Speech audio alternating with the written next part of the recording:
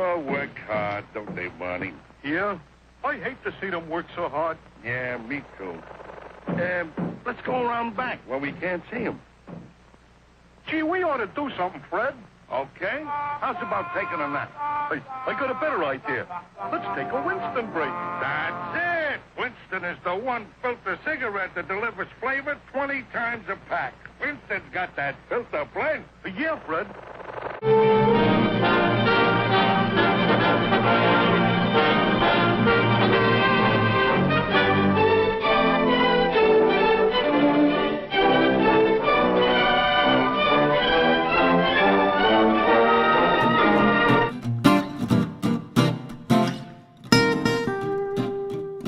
You know, if you were to follow a busy doctor as he makes his daily round of calls, you'd find yourself having a mighty busy time keeping up with him. Time out for many men of medicine usually means just long enough to enjoy a cigarette. And because they know what a pleasure it is to smoke a mild, good-tasting cigarette, they're particular about the brand they choose.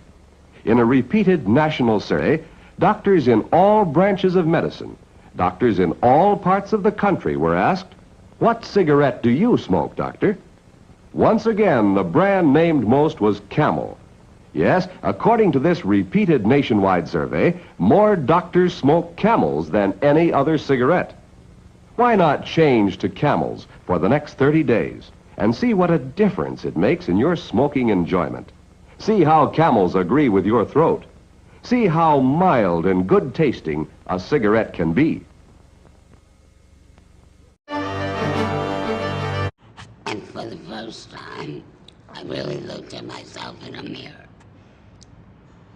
And I thought, Terry, what are you doing? You have a hole in your neck, and you're getting ready to use what did it to you. My advice to somebody who doesn't smoke, don't ever start. My advice to those who do smoke, please quit, or at least try.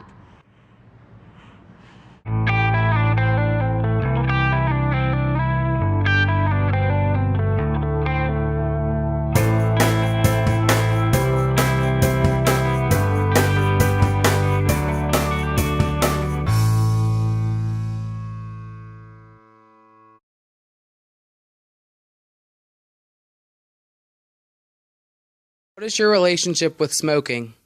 My relationship is that my father smokes like a chimney. And because of that, he started when he was in high school, and it went from one a week to probably 2 or 3 packs a day. And because of that, he now has COPD, which is one of the effects from smoking. It's not as bad as cancer, but that's what it can lead to.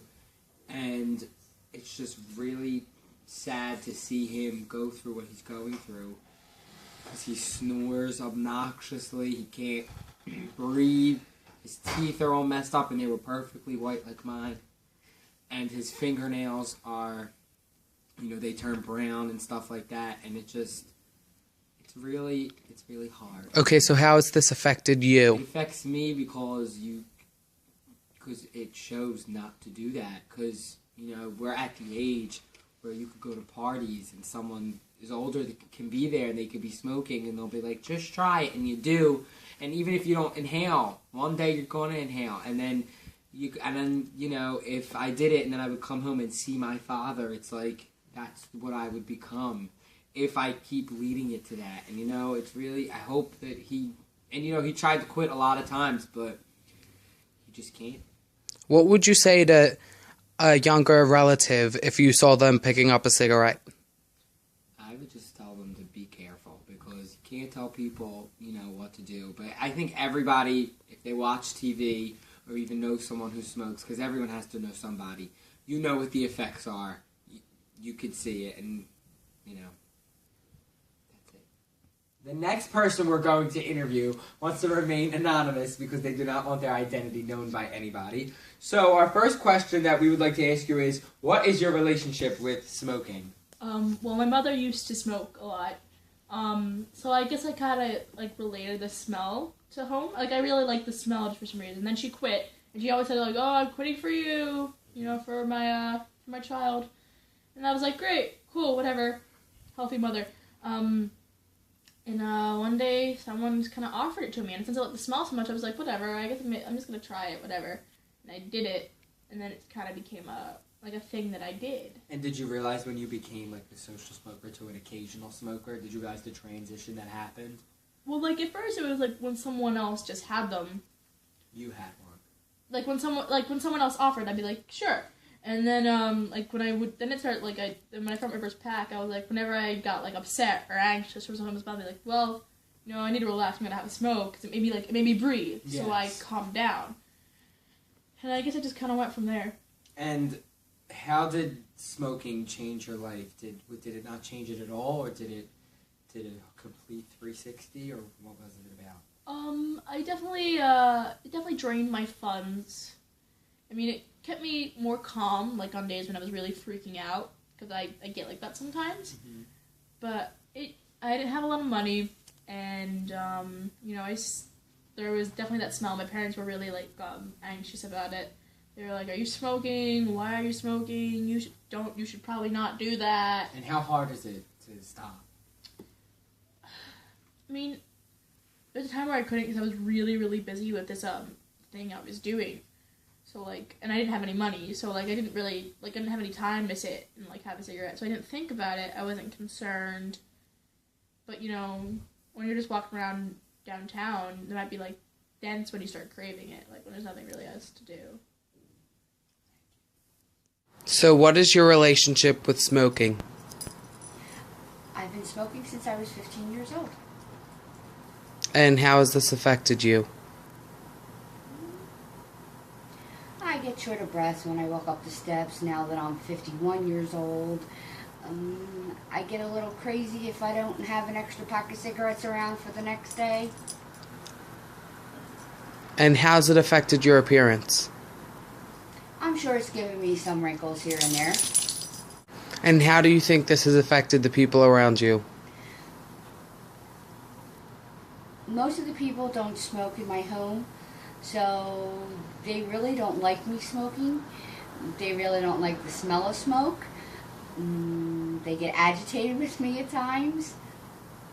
They don't like dirty ashtrays. They don't like the smell of it. What would you say if one of your grandchildren picked up a cigarette? I'm going to say the exact same thing that my father told me. Do as I say, not as I do. And I'd be very upset because even though I smoke, it's a very nasty habit. What was it like for you growing up in a time where smoking cigarettes was widely accepted? It was easy because, not like today, you have to be 18 to go to the store to buy a cigarette. At 15, we can go in the store and buy our own pack of cigarettes. We didn't need it to show ID or anything like that. And one last question. What was it like to have parents who smoked?